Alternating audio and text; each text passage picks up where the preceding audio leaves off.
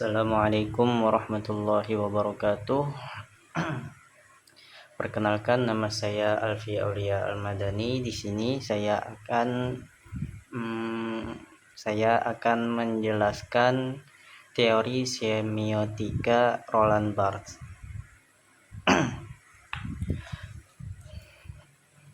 Pertama, saya akan memperkenalkan apa itu semiotika.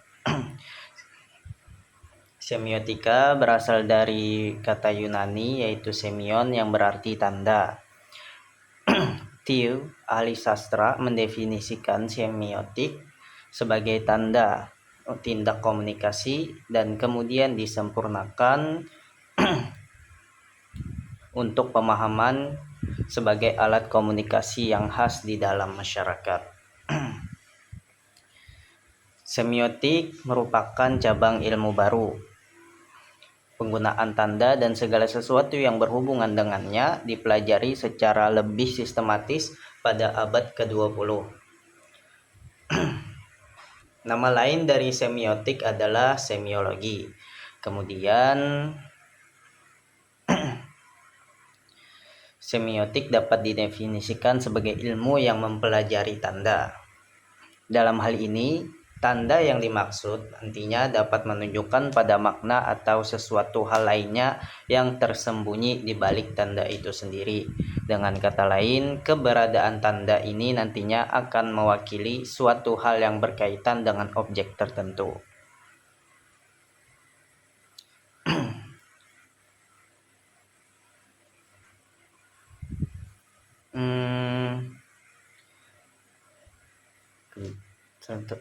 Selanjutnya saya akan menjelaskan biografi Roland Barthes. Roland Barthes adalah filsuf yang berasal dari Perancis yang lahir pada tahun 1915. Ia dilahirkan di kota Cherbourg dan dibesarkan di kota Bayonne serta Paris. Barthes menempuh pendidikan di French Literature and Classic Universitas Paris. Dia pernah mengajar sastra Perancis di Rumania dan Mesir. Selanjutnya, ia bergabung dengan the Centre National de Recherche Scientifique.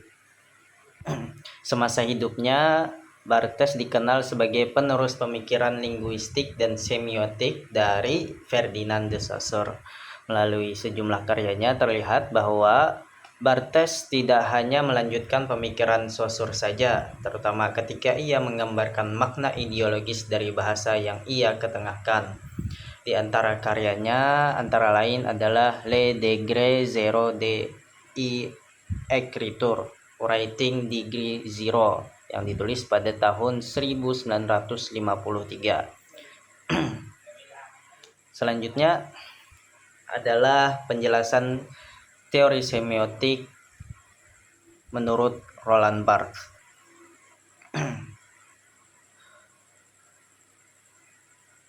Barthes mengembangkan teori semiotik dari de Saussure. Kemudian teori tersebut dikenal dengan istilah two order of signification, yaitu detonasi, konotasi, dan tambahan satunya lagi adalah mitos. Barthes membaginya menjadi 3 pilar pemikiran yang menjadi inti dari analisisnya, yaitu makna denotatif, konotatif, dan mitos. Sistem semiotik Barthes berbeda dengan mitos yang kita anggap sebagai tahayul, tidak masuk akal, dan arti lain sebagainya. Tetapi mitos maksudnya adalah jenis ucapan gaya bicara seseorang.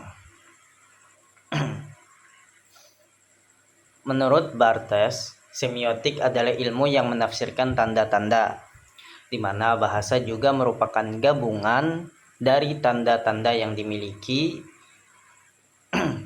pesan tertentu dari masyarakat. Tanda itu bisa berupa lagu, dialog, catatan, logo, gambar, ekspresi wajah, serta gerak tubuh. Barthes menggunakan teori signifikan-signify yang dikembangkan menjadi tentang metabahasa dan konotasi. Istilah signifikan menjadi ekspresi, signify menjadi isi.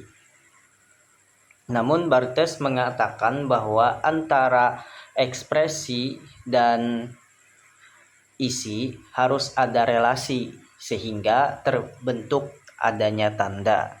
Dari ekspresi dan isi itu harus ada relasi di antara mereka, sehingga dari penjelasan itulah akan muncul tanda.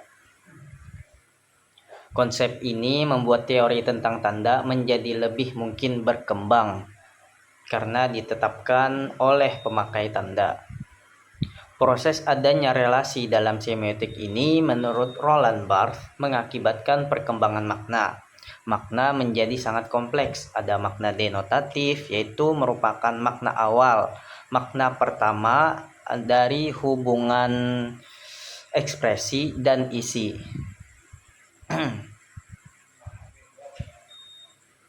Proses relasi manusia memunculkan dua kemungkinan makna tingkat sistem sekunder, yaitu makna konotasi dan makna metabahasa.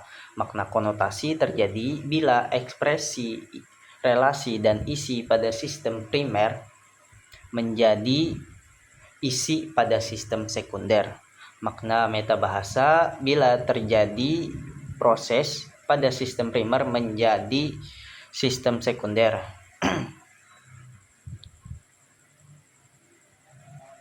Semiotik Roland Barthes dapat menggambarkan secara jelas bahwa objek tanda yang sama dapat dimaknai secara berbeda, serta mengalami perubahan dari makna denotasi berkembang menjadi makna konotasi, serta makna metabahasa atau sinonim.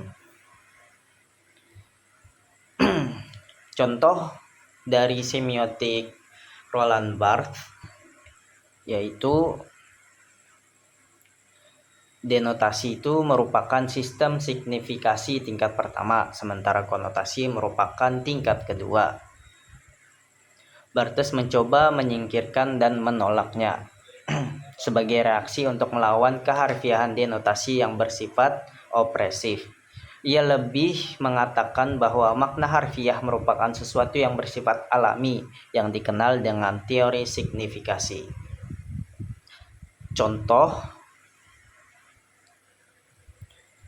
di sini saya akan memberikan contoh dengan mengambil artikel penulis Selviani Nur Fahida dengan judul Analisis Semiotik Roland Barthes pada film Nanti Kita Cerita Hari Ini.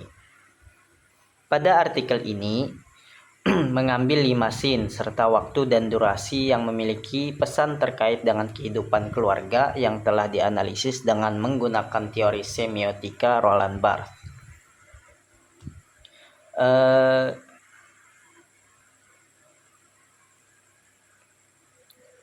Di gambar dari film itu terlihat sepasang suami istri yang sedang berjalan keluar menuju mobil. Di gambar berikutnya, sang suami kembali ke dalam rumah untuk mengambil kedua anaknya. Kemudian semuanya telah masuk ke dalam mobil dan sang suami melanjutkan mobil menuju rumah sakit untuk persalinan sang istri.